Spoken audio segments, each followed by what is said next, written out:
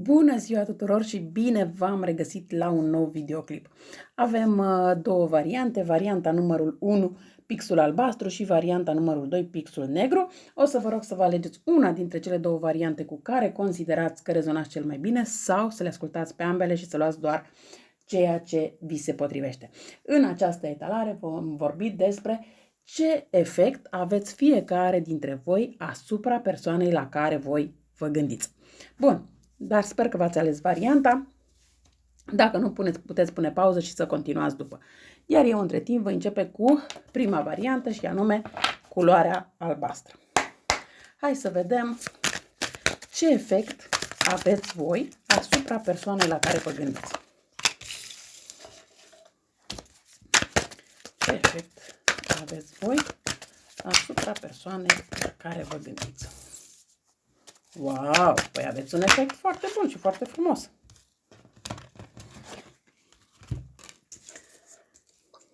Păi aici, în primul rând, voi îi dați siguranță acestei persoane, îi oferiți siguranță, se simte în siguranță această persoană lângă voi. Voi cred că v-ați dedicat foarte mult acestei relații din foarte multe puncte de vedere, nu doar din punct de vedere sentimental, emoțional și așa mai departe, cât și din punct de vedere financiar.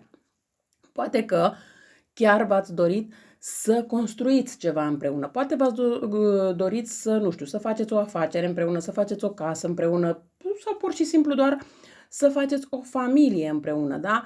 Poate să fie și o astfel, sau poate să cumpărați o mașină împreună, nu știu. Ați vrut să faceți foarte multe și vreți în continuare să faceți foarte multe lucruri împreună cu această persoană. Ați depus foarte multă muncă în această relație, dar și, bineînțeles, și foarte multă iubire. Ați creat o oarecare siguranță, unii dintre voi sau unele dintre voi, poate că aveți deja copii împreună cu această persoană. Pentru unii poate să fie vorba de un singur copil, pentru alții poate să fie vorba de 2 copii sau poate chiar mai mulți, cine știe. Însă relația voastră se vede foarte clar că este o iubire puțin aparte. Pentru că cineva îmi spunea să fac etalări pe relații divine. Să ne înțelegem foarte clar, fiecare persoană care intră în viața altei persoane este o situație divină. De ce? Pentru că nimic din ceea ce se întâmplă în această viață nu este întâmplător, nimeni nu întâlnește anumite persoane întâmplător. Fiecare persoană este menită de la divinitate să intre în viața noastră pentru a ne învăța ceva. După ce ne-a învățat lucru care trebuie să ne învețe, e clar că trebuie să plece din viața noastră. Da? De asta se și întâmplă anumite despărțiri sau nu. Depinde de la persoană la persoană cum își învață lecția fiecare dintre noi oamenii de pe acest pământ. Bun, de asta am și spun, aici se vede foarte clar că este o iubire de suflete pereche sau suflete gemene, cum vreți voi să îi spuneți. Poate până acum n-am spus despre ce zodii vorbim. Păi în primul rând vorbim despre zodia Gemeni, vorbim despre zodia Săgetător, vorbim despre zodii de pământ, cum ar fi Taur, Fecioară, Capricorn, dar bineînțeles că mai pot fi și alte zodii. Aici, între voi și această persoană la care v-ați gândit, există o conexiune spirituală, o conexiune așa divină, cum vreți voi să o numiți. Ambii sunteți conectați la divinitate, ambii aveți o legătură cu spiritualitatea. N-ar fi nimic exclus ca ambii să aveți intuiție, dar depinde acum de fiecare dintre voi cum știți să vă ascultați intuiția pe care o aveți. N-ar fi nimic exclus, dar așa cum am spus, să existe pentru o mică parte dintre voi ca această relație să fie inclusiv o relație de suflete gemene. Această relație pot să spun că este o relație foarte benefică pentru voi sau, cum spune și titlul acestei etalări, ce efecte aveți voi asupra persoanei la care v-ați gândit? Păi, în primul rând, aveți efecte foarte, foarte pozitive din foarte multe puncte de vedere, plus că acestei persoane îi dați acea stare de bine pe care poate nu a reușit să o trăiască în copilărie din diferite motive. Da? Și acum voi îi dați acea stare în care faceți această persoană să se simtă ca un copil, să se simtă protejat, să se simtă în siguranță, să se simtă iubit, iubită, de ce nu? Da? Deci aveți un efect foarte, foarte pozitiv.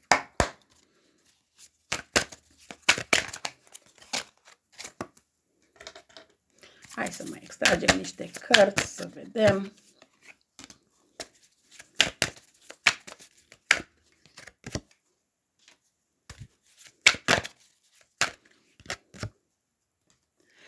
Așa cum am spus, într-adevăr, aveți un efect asupra persoanei, un efect foarte bun. Dar asta nu înseamnă că această persoană nu are un efect la fel de bun față de voi. Da? Poate nu este chiar la fel de bun cum este din partea voastră, dar asta nu înseamnă că nu are gânduri pozitive pentru voi, asta nu înseamnă că nu are sentimente pentru voi și așa mai departe, da?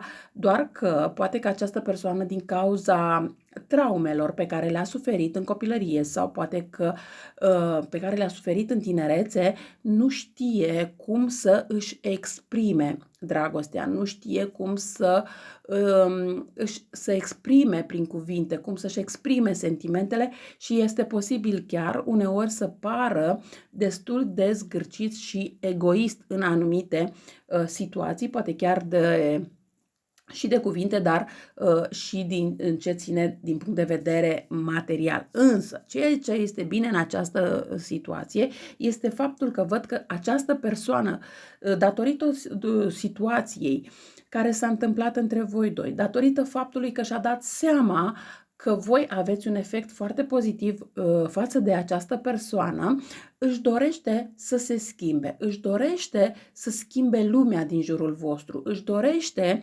să poată să lucreze mai mult la relația voastră, își dorește să facă mai mulți pași în ceea ce ține de relația voastră.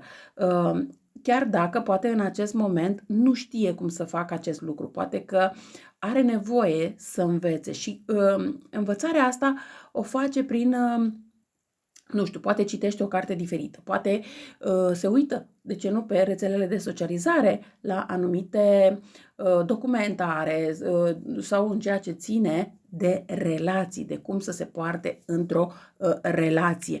Dar ideea este că această persoană își dorește să lase în urmă toate acele lucruri neplăcute sau toate acele lucruri care n-a știut cum să le exprime față de voi și să înceapă ceva nou, dar să fie ceva mult mai bun și mai benefic pentru voi doi.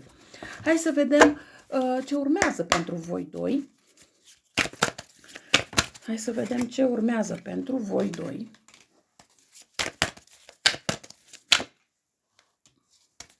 Wow, ce frumos! Da, într-adevăr, mai sunt anumite lucruri care o să intervină între voi doi.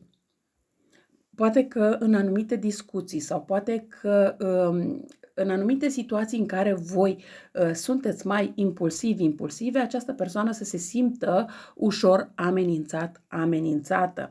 Dar ideea este că vă reveniți repede. De ce? Pentru că atât voi cât și cealaltă persoană vă dați seama imediat unde s-a greșit, de ce s-a greșit și veți încerca să reparați situația. Da, într-adevăr, voi sunteți o persoană mult mai puternică din punct de vedere mental față de cealaltă persoană, dar sunteți și o persoană cu destul de multe impulsuri, pentru că puteți fi poate o zodie de foc sau poate să aveți ascendent într-o zodie de foc sau poate o planetă într-o zodie de foc, cum ar fi chiar leul, da? Și să fiți un pic mai impulsive și un pic poate mai critici sau mai critice și asta să deranjeze puțin persoana. Dar în momentul în care persoana stă și gândește de ce ați făcut critica respectivă sau în momentul în care îi explicați de ce ați acționat într-un anumit fel, persoana înțelege și atunci va încerca să corecteze. Pentru că, din ceea ce văd eu aici,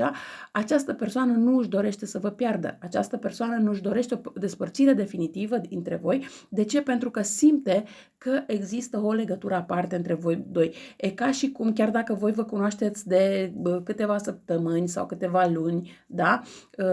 Sau poate că un an, doi, nu știu, ceva de acest gen, această persoană simte ca și cum vă cunoaște de o viață, ca și cum v-a așteptat în viața sa de o viață, ca și cum știa că o să veniți în viața sa și v-a așteptat. Da? Este o astfel de situație. Iar acum această persoană își dorește, nespus de mult, să aibă această familie cu voi, această familie din toate punctele de vedere, să schimbe situația în bine.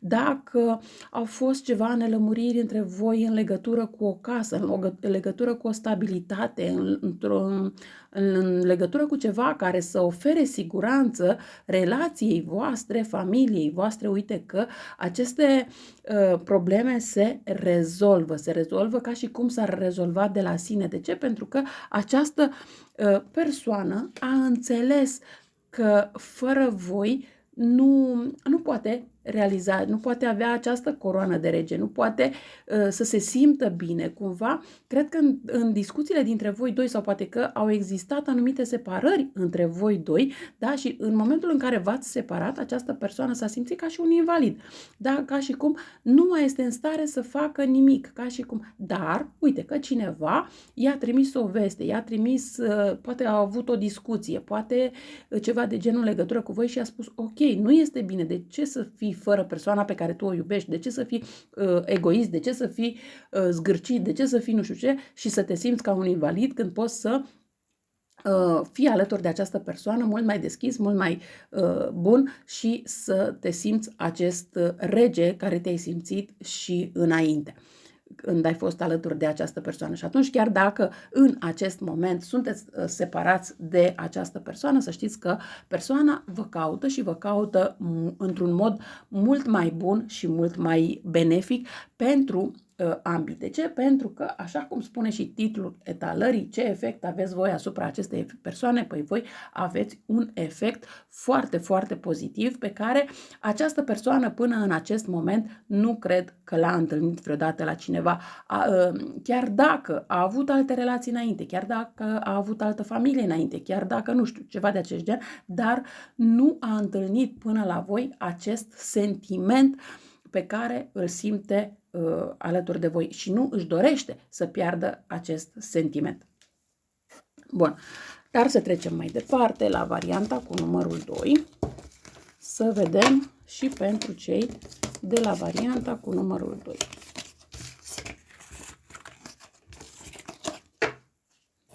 Și anume pixul negru. Hai să vedem și pentru voi care ați ales culoarea neagră, ce efect aveți asupra persoanei la care vă gândiți. Ce efect aveți voi asupra persoanei la care vă gândiți.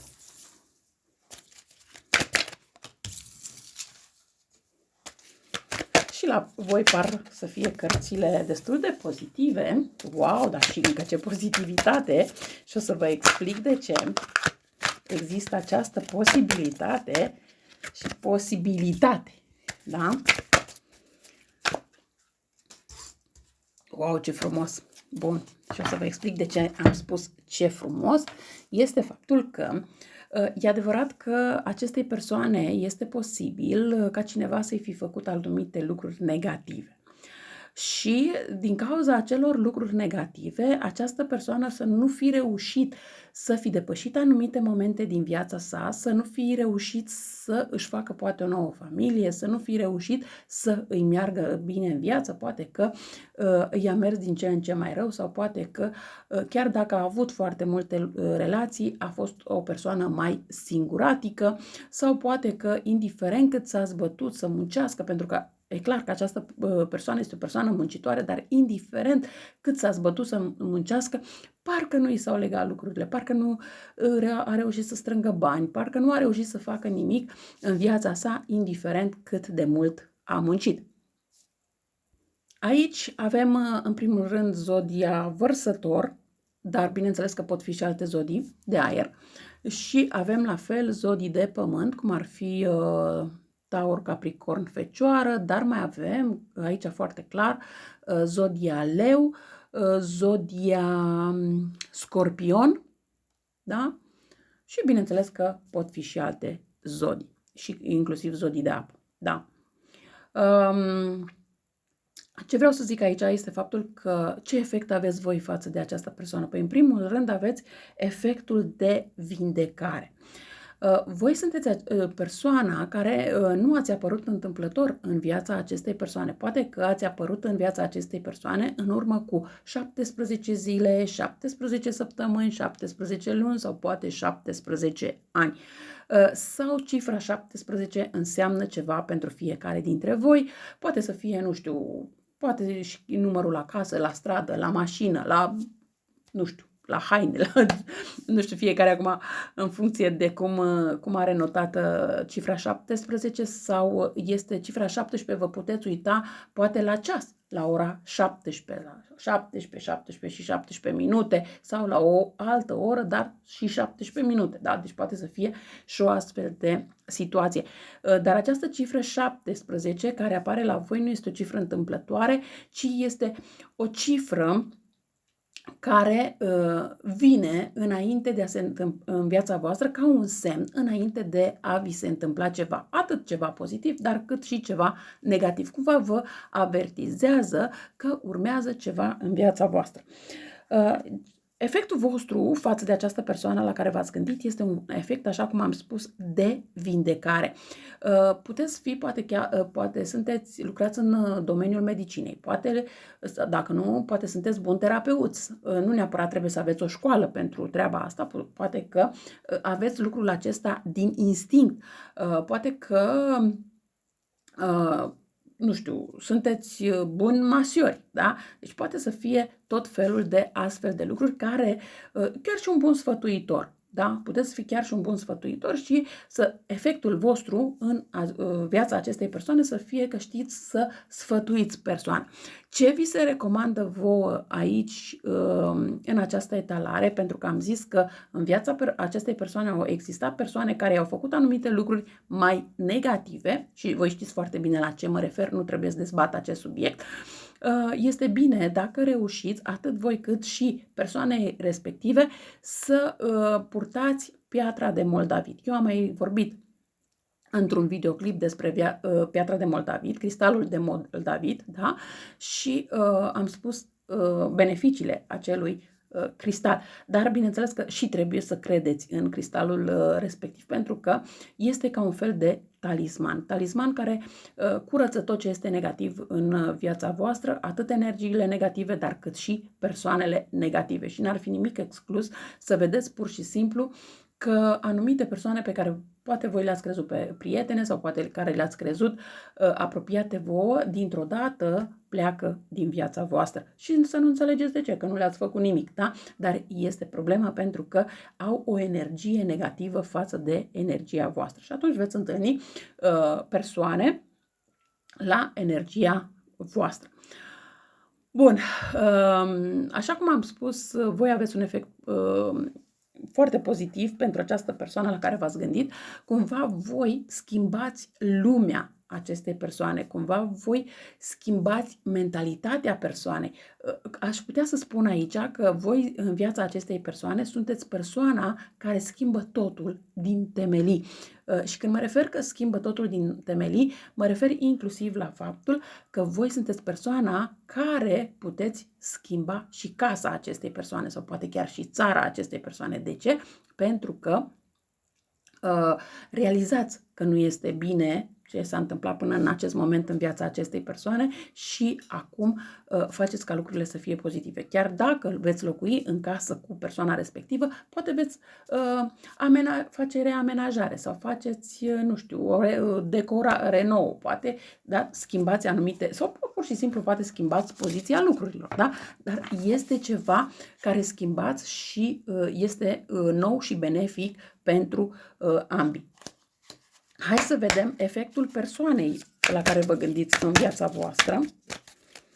Efectul persoanei la care vă gândiți în viața voastră. Efectul persoanei. Wow.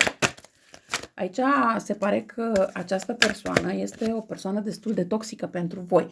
Voi, așa cum am spus, aveți un efect pozitiv pentru persoana la care v-ați gândit, dar persoana respectivă nu prea are un efect pozitiv în viața voastră, chiar dacă vine la voi cu propunerea de căsătorie, chiar dacă vine la voi și vă spune: tu ești iubirea mea, cu tine vreau să fii mama copiilor mei, sau mai știu eu ce, astfel de lucruri, cumva această persoană are și foarte multe secrete față de voi. Această persoană vă vrea în viața sa pentru interesele sale proprii, pentru interesele sale ascunse față de voi. Aici, chiar dacă ajungeți să vă căsătoriți cu această persoană, la un moment dat oricum vă veți despărți, iar această persoană va pleca din viața voastră. De ce? Pentru că veți alege voi această detașare și poate că datorită acele pietre, cristale de Moldavid, așa cum am spus, poate că pur și simplu piatra respectivă îndepărtează persoana de la sine, chiar dacă până în acest moment n-ați reușit. Ați vrut, ați încercat să scapați de persoană, dar n-ați putut. Piatra respectivă va îndepărta persoana de voi, treptat, treptat. Hai să vedem ce se întâmplă în viitor între voi și această persoană. Ce se întâmplă în viitor între voi și această persoană? Păi, mi-e foarte clar aici că voi vă gândiți destul de mult la situații. Ce vreți să faceți în viitor? Cumva voi vreți să mai dați o șansă acestei persoane, vreți cumva să creați un echilibru între toate aceste situații, dar eu cred că până în data de 20 decembrie voi veți lua o hotărâre foarte clară și din cauza dezamăgirii, din cauza lucrurilor care apar între voi și această persoană, cred că veți alege să părăsiți această persoană. De ce? Pentru că voi, cred că din punct de vedere financiar, sunteți independente și puteți să vă descurcați și fără această persoană și atunci alegeți și vă gândiți: băi, eu cu persoana asta am cu tare și cu tare lucru, am cu tare și cu tare beneficiu și așa mai departe. Fără persoana respectivă am asta. Și chiar pot să spun că aveți o situație sau că puteți merge în altă parte să locuiți. Aveți această posibilitate, aveți această opțiune undeva unde pentru voi este o zonă foarte prosperă, este o zonă în care veți câștiga bani. Mai mulți decât ați câștigat până în acest moment. Cred că în acest moment această persoană cumva v-a și oprit din a câștiga mai mulți bani. Nu neapărat că nu puteți, ci cumva a lucrat la acest aspect pentru a câștiga mai puțin. În momentul în care voi veți merge la acea casă pe care voi o aveți undeva la distanță, acolo lucrurile se rearanjează și aveți din nou această posibilitate de a câștiga mai mulți bani. Văd că unii dintre voi aveți inclusiv posibilitatea, bineînțeles nu toată lumea pentru că nu e valabil pentru toți, să lucrați în domeniul televiziunii sau poate fi vorba de YouTube, nu știu, poate postați ceva pe YouTube în legătură cu voi, poate postați ceva pe TikTok, pe rețelele de socializare, e tot un fel de televiziune, da? Sau poate că o parte dintre voi vă gândiți să plecați într-o altă țară, chiar dacă e vorba să vă mutați într-o altă țară sau poate că... Dar ideea este că acolo unde veți pleca, indiferent unde veți alege să plecați, că e o altă localitate, că e o altă țară și așa mai departe, va fi căsuța voastră, va fi cuibușorul vostru de familie, pentru că se pare că acolo vă veți întâlni adevărata dragoste și adevărata fericire, doar că trebuie să fiți atente. De ce? Pentru că această persoană vă va mai căuta Va încerca să ajungă la voi, nu va reuși, dar de încercat va încerca. Depinde doar de voi dacă vreți să mai primiți sau nu înapoi această persoană. Eu cam atât am avut de spus și pentru voi. Vă mulțumesc că m-ați ascultat și vă doresc o zi cât mai frumoasă în continuare. La revedere!